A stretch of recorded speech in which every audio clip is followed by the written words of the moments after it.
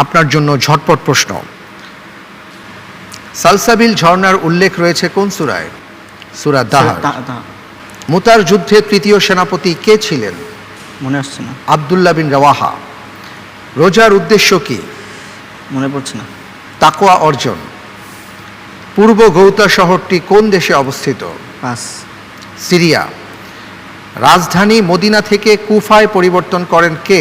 আলী রাদিয়াল্লাহু আনহু। আলী রাদিয়াল্লাহু আনহু। সকল অনিষ্টের চাবিকাঠি কি? পাস।